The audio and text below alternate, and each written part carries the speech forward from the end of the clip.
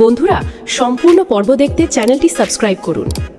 গাঙ্গুলি বাড়ির সেই অস্থির রাতটা যেন আরও ভারী হয়ে উঠছিল ইন্দ্রাণী গাঙ্গুলির কঠিন সিদ্ধান্তের পর। কুসুমকে অপমান করে বাড়ি ছাড়তে বাধ্য করার পরও বাড়ির ভেতরে কারো মনে শান্তি ছিল না। তৃষাকে বড় বউ হিসেবে গ্রহণের ঘোষণা যতটা জোরালো ছিল, তার ভেতরে ততটাই চাপা অস্বস্তি লুকিয়েছিল। বাড়ির প্রতিটি কোণ যেন ফিসফিস করে কথা বলছিল। এই সিদ্ধান্ত কি সত্যি ঠিক হলো? ঠিক সেই সময় হঠাৎ করেই ড্রয়িং রুমের বাতি টিম টিম করে নিভে গেল।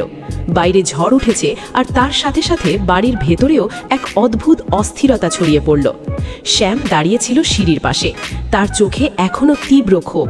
সে বুঝতে পারছিল না কিভাবে এক মুহূর্তে কুসুমকে মুছে ফেলে তৃষাকে বড় বউ বানানোর সিদ্ধান্ত নেওয়া হলো। তার মনে সন্দেহ আরও গভীর হচ্ছিল। হঠাৎ করেই দরজার বাইরে ভারী শব্দ শোনা গেল। কেউ যেন জোরে দরজা ধাক্কা দিচ্ছে।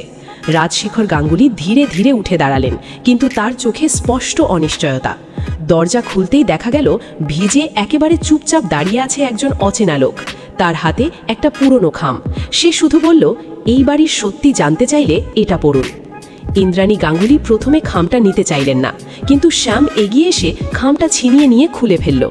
ভেতরের কাগজটা পড়তেই তার মুখ ফ্যাকাশে হয়ে গেল। সেখানে লেখা ছিল আয়ুষের পুরনো হাসপাতালের রিপোর্ট আর একটি গোপন ডিএনএ টেস্টের কথা, যা বহু বছর আগে লুকিয়ে রাখা হয়েছিল। রিপোর্ট অনুযায়ী আয়ুষ আসলে সেই মানুষ নয় যাকে সবাই জানে। ঘরের ভেতর হঠাৎ যেন জমে গেল নীরবতা। তৃষা এক ধাপ পিছিয়ে গেল, তার চোখে আতঙ্ক। ইন্দ্রাণী গাঙ্গুলি চিৎকার করে বললেন, এটা মিথ্যে, কেউ আমাদের পরিবার ভাঙার চেষ্টা করছে। কিন্তু শ্যাম শান্ত গলায় বলল, মিথ্যে হলে এত বছর লুকিয়ে রাখা হতো না। ঠিক তখনই আয়ুষ ধীরে ধীরে সিঁড়ি দিয়ে নামতে লাগলো। তার মুখে কোনো অভিব্যক্তি নেই, যেন সে সবকিছু জানতো আগে থেকেই।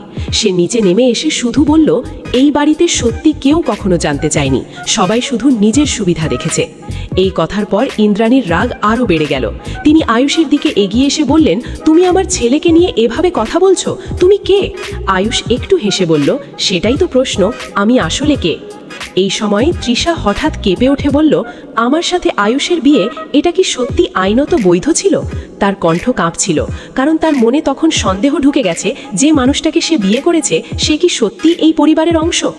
রাজশেখর গাঙ্গুলি এবার হঠাৎ করেই চুপ করে গেলেন। তার চোখে অপরাধ বোধ স্পষ্ট। বহু বছর আগে যে গোপন সিদ্ধান্ত তিনি নিয়েছিলেন, সেটাই আজ পুরো পরিবারের ভীতি কাঁপিয়ে দিচ্ছে। তিনি ধীরে ধীরে বললেন, আমি চেয়েছিলাম এই সত্য কখনো না বের হয়। এই কথা শোনার পর ইন্দ্রাণী যেন ভেঙে পড়লেন। তার শক্ত অবস্থান এক মুহূর্তে নরম হয়ে গেল। কুসুমকে অপমান করে তাড়িয়ে দেওয়ার সিদ্ধান্ত এখন তার চোখে ভুল মনে হতে লাগলো, কিন্তু তখন অনেক দেরি হয়ে গেছে। হঠাৎ করেই বাইরে থেকে কুসুমের কণ্ঠ শোনা গেল। সবাই অবাক হয়ে গেল। কুসুম চলে গেছে বলেই সবাই ভেবেছিল, কিন্তু সে এখনো বাড়ির বাইরে দাঁড়িয়েছিল, ভিজে একেবারে চুপচাপ। সে বলল, আমি কিছু নিতে আসিনি, শুধু শেষবার সত্যিটা শুনতে এসেছি। তার এই শান্ত কণ্ঠ পুরো ঘরকে থমকে দিল। শ্যাম এগিয়ে গিয়ে বলল, তুমি কেন ফিরে এলে? কুসুম শান্তভাবে বলল, কারণ এই বাড়িতে সত্য লুকানো যাবে না, আর আমি জানতাম সত্য একদিন বের হবেই। তৃষা কাঁদতে কাঁদতে বলল, তাহলে আমি কি শুধু একটা ভুল সিদ্ধান্ত? কুসুম তার দিকে তাকিয়ে বলল, না, তুমি ভুল না, কিন্তু তোমাকে যে জায়গায় দাঁড় করানো হয়েছে সেটা ভুল।